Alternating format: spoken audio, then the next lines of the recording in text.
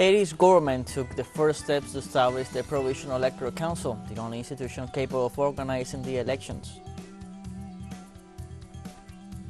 In France, social and trade union organizations demonstrated in front of the Constitutional Council ahead of its rule on the legality of the pension reform imposed by Emmanuel Macron's government. The World Health Organization warns about 17.6 million people in Afghanistan will need humanitarian health assistance.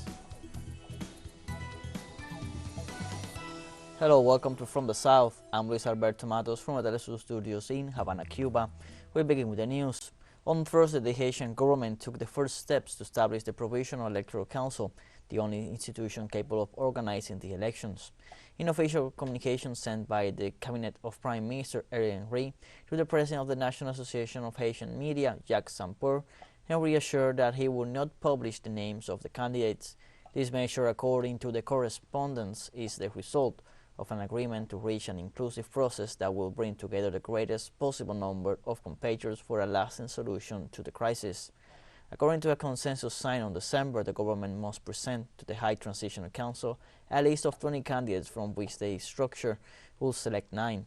This is the second occasion in which Henry tries to reconstitute the Electoral Council to organize the elections in the midst of the security and violence crisis in the country. In the United States, a federal appeals court on Wednesday blocked part of a ruling issued last week by a judge appointed by former President Trump that jeopardizes access to abortion pill mifepristone. The Fifth Circuit's Court of Appeals granted the Justice Department's emergency request to hold part of a decision issued by U.S. District Judge Matthew Kaczmarek, who suspended the Food and Drug Administration's original approval of mifepristone dating back to 2000. However, the three-judge panel said part of Kaczmarek's decision could go into effect. Mifepristone, a drug used to terminate a pregnancy, has become a bone of contention in U.S. political battles. Medical abortion, which constitutes the majority of pregnancy interruptions performed in this nation, has emerged as a particularly hated flashpoint in the abortion legal battle since the Supreme Court last year overturned the Roe v. Wade precedent protecting abortion rights nationwide. In Ecuador, relatives of the inmates at the Guayaquil Penitentiary Center still await for news on their loved ones after the death of 6 prisoners in a new episode of violence. The families of the victims gathered on Wednesday outside the Penitentiary Center in Guayaquil to demand information about their loved ones after the notification of the incident. The authorities have not specified if the prisoners had signs of violence, nor if they belonged to criminal gangs. The deceased were in Ward No. 5 of this prison, which houses some 6,800 prisoners and is part of a large penitentiary complex. According to local media, this ward is controlled by a gang called Las Águilas, which imposes its law and extorts prisoners. I wake up and find the news that there are 6 dead in Ward 5, and my fraternal is in Ward 5, and we want you to give us information if he is on the list of these 6 dead. First they said 6 dead, now they say it's 8. They don't really know what's going on inside. I'd like to know about my son, who they told me was in Ward 5. I haven't seen him since he was transferred here. As part of his official visit to China, the Brazilian President Lula da Silva visited on Thursday Huawei's research center in Shanghai. Lula's visit to the Asian giant is intended to deepen economic ties between the two countries. Huawei offered Lula a presentation on 5G and solutions in telemedicine, education, and connectivity, and highlighted the company as a very strong investor in research and innovation. Lula will also meet with Wang Fengsu, president of the board of the state-owned China Communications Construction Company. Lula was accompanied by Liang Hua, the technology firm president, as he toured an exhibition on Huawei's presence in Brazil. China is Brazil's largest export market, buying tens of billions of US dollars worth of soybeans, beef, and iron ore. Lula also has scheduled to meet with the head of BYD, China's largest electronic car manufacturer, which in October announced its intention to establish a vehicle manufacturing plant in Bahia, northern Brazil, after Ford Motors closed its factory there. Brazilian President Luis Inácio da Silva also attended the swearing-in ceremony of Dilma Rousseff as head of the new development bank. Our correspondent Brian Meir with the details. Brazilian President Luiz Inácio Lula da Silva has finished his first day on his visit to China in the city of Shanghai, where this morning he attended the New Development Bank's inauguration ceremony for its new president, former Brazilian President Dilma Rousseff. The bank was quick to point out that this is the first time in history that a president of a BRICS nation attended a ceremony like this inside of the BRICS Bank. During her acceptance speech, Dilma Rousseff reiterated the bank's commitment to eradicating poverty in the global south. During Lula's speech at the event, he explained that the BRICS Bank had been created as an alternative to institutions such as the World Bank and the IMF, which have a long history of demanding neoliberal conditionalities in exchange for development loans. He also emphasized the importance of making loans in local currencies, bypassing the dollar. Since the founding of the bank, it's averaged about 29% of its loans in non-dollar currencies, but under Rousseff's leadership, this percentage is expected to increase. The Chinese government has expressed satisfaction with Rousseff as the president of the New Development Bank. Many around the world view the choice of Rousseff as a sign of the Lula administration's commitment to moving forwards with the BRICS project. After visiting the BRICS Bank, President Lula visited a Huawei factory in Shanghai, and this got a lot of people in Brazil talking about the possibility of technology transfer on things such as 5G. The next stop on Lula's trip to China will be Beijing, where tomorrow he's expected to meet Chinese President Xi Jinping to work out over 20 bilateral trade agreements, and hopefully moving forwards on both countries' goal of brokering a ceasefire between Russia and the Ukraine. Let's take a short break, but first remember you can follow us on TikTok at teleSUR English, in which you will be able to see news in different formats, news updates, and much more. Other stories coming up. Stay with us.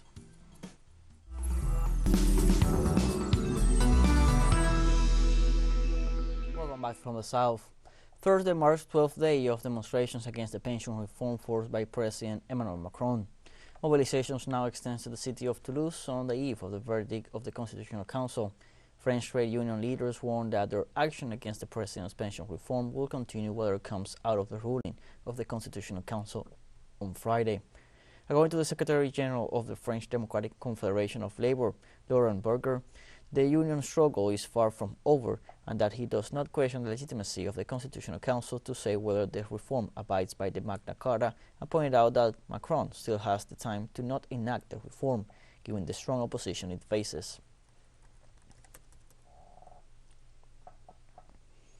The General Confederation of Labour Secretary General Sophie Bennett warned that it is not the last day of mobilization, assuring that they will continue to see each other.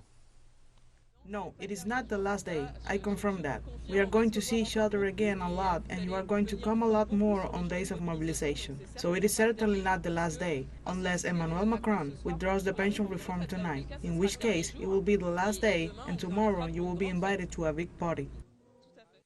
In any case, the law will not emerge unscathed from the Constitutional Council, and that will confirm all of our criticisms from the beginning on the unjust character of this law, the violent character from a democratic point of view of the process which led to it, and the fact that it should never... Chinese Foreign Ministry spokesperson Wang Wenbin said on Thursday that the United States military drills caused the current tensions around the Korean peninsula. The current round of tension on the peninsula has its causes. The negative impact of the United States military drills and deployment of strategic weapons around the peninsula is obvious to all. China hopes that all parties will remain calm and restrained and will stop exerting pressure and confrontation. The United States side especially should take concrete actions at an early date and respond to the reasonable concerns of the Democratic Popular Republic of Korea and create conditions for easing tension and restoring dialogue as soon as possible.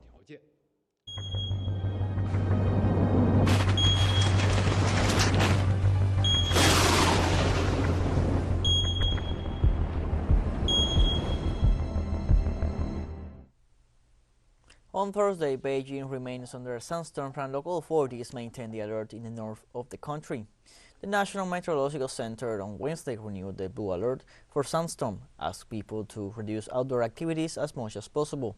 In turn, a new round of sun and dust is expected to affect at least 15 provinces and cities on Thursday. The sandstorms that have been battering northern Chinese areas for the past 3 days have so far affected 409 million people and have spread over 2.29 million square kilometers, according to data from the Asian country's Forestry Administration.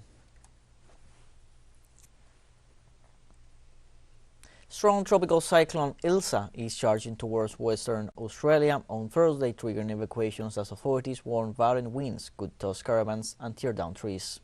According to the Bureau of Meteorology, the storm, likely to be the strongest to hit the northwest in nearly 10 years, could bring very destructive winds of up to more than 200 kilometers per hour. Authorities deliver food and fuel to remote areas and advise people to stock up on essentials, including water. Meanwhile, yellow alert advising residents to be ready to shelter from a cyclone has been issued for several remote towns. The alert covers Port Hedland, the world's biggest iron ore exporting hub, where the majority of its residents are employees of mining companies. The town is about a 17-hour drive north of Perth, the capital of Western Australia.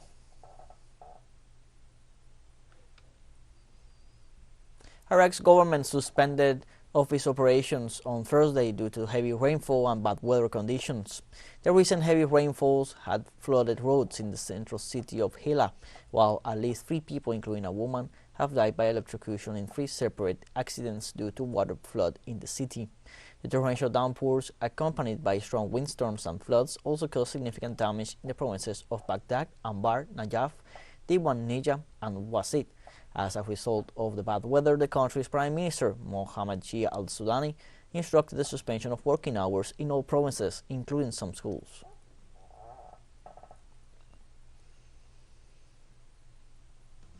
teleSUR English continues to grow. You can now tune in from 33 different African countries through StarSat, dial 461 and enjoy Latin American alternative broadcasts. One final short break and we'll be right back. Don't go away.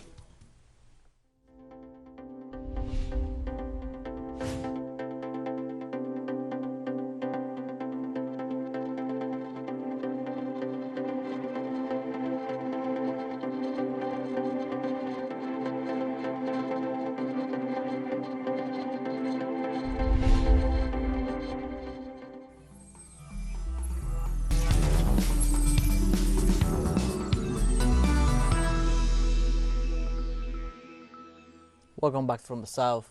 In Uzbekistan, the foreign ministers of Iran, Russia, China and Pakistan urged the United States and its allies to take responsibility for the situation in Afghanistan. In a joint statement, the diplomats agreed that the U.S. and its allies should also return Kabul's frozen assets overseas and lift unilateral sanctions. In addition, the foreign minister rejected the restoration of military bases in the territory on the grounds that it would not contribute to peace building in the region. The officials expressed their intention to cooperate with Afghanistan in the economic and commercial fields, calling on the international community to continue to provide humanitarian assistance.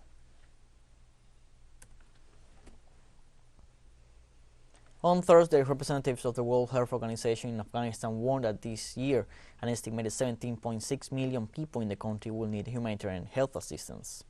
Meanwhile, the Ministry of Public Health stated that considering the national population, healthcare needs will reach values that may be even higher than those estimated by the WHO.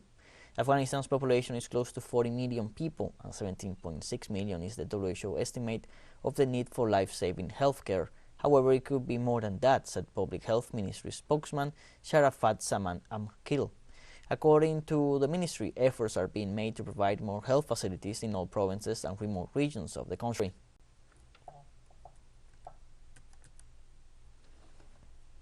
Ghana has become the first country in the world to approve a new malaria vaccine developed by Oxford University. This is the first time a major vaccine has been approved in an African country ahead of rich nations. The decision follows a large phase 3 that showed high efficacy and safety, which involved 4,800 children in Burkina Faso, Kenya, Mali, and Tanzania. Malaria kills more than 600,000 people every year in Africa, most of them children, and the search for a vaccine has been going on for decades. Oxford scientist Professor Adrian Hill, head of the vaccine research, said Ghana had approved the R21 for children aged 5 months to 3 years, the highest risk category. The Serum Institute of India also signed a deal for up to 200 million annual doses. The South African government confirmed on Thursday that the fugitive who faked his own death in a prison break in May last year has been extradited from Tanzania. Thabo Bester, convicted of rape and murder, escaped from a privately run prison in Bloemfontein in May 2022, along with his accomplice Nadiba Magudubama. Bester was believed to have died after setting himself on fire behind bars, but in late March, police said DNA tests revealed the charred remains found in his cells belonged to someone else. Named the Facebook rapist, Thabo Bester, who was sentenced to life in prison for rape, robbery, and murder in 2012, lured victims on the social media platform before raping and robbing them. According to police reports on the cases, he killed at least one victim. Palestinian authorities condemned the recent Israeli measures aimed at imposing restrictions to prevent Palestinian believers from accessing Christian places of worship in the Church of the Holy Sepulchre and participating in the ceremonies for Holy Saturday. In a statement issued by Ramzi Kourik, chairman of the Executive Committee of the Palestine Liberation Organization, he highlighted that freedom of worship is a right and no one must wait for permission for anyone to practice their religious rituals in the mosques and churches and in the capital of Palestine, occupied Jerusalem. Meanwhile, the Higher Presidential Committee for the Follow-up of Church Affairs in Palestine called on all Christians to participate in large numbers in the Holy Light activities on Saturday in Jerusalem despite the Israeli occupation measures. This is a tit-for-tat measure that comes a day after the Israeli Prime Minister prohibited Jews from praying at the Al-Aqsa Mosque during Ramadan to prevent retaliation from the Palestinian resistance movement after Jews' violation of Muslims' holiest site in Jerusalem. 4 firefighters died and nearly a dozen others were injured after a massive fire broke out in a garment factory in the southern Pakistan port city of Karachi. Rescue officials and police said the cause of the blaze, which ripped through the factory and eventually caused it to collapse, was not immediately known. According to witnesses, firefighters had almost extinguished the blaze when the collapse occurred. Meanwhile, several firefighting vehicles were dispatched to the scene as officers were assessing the impact of the flames at an adjacent building. In a statement, Pakistani Prime Minister Shehbaz Sharif expressed deep sorrow over the death of firefighters and conveyed his condolences to the families of the victims. We have come to the end of this news briefing, and you can find these and many other stories on our website at telesurenglish.net. You can also join us on social media, Facebook, Twitter, Instagram, Telegram, and TikTok. For TeleSUR English, I'm Luis Alberto Matos. Thank you for watching.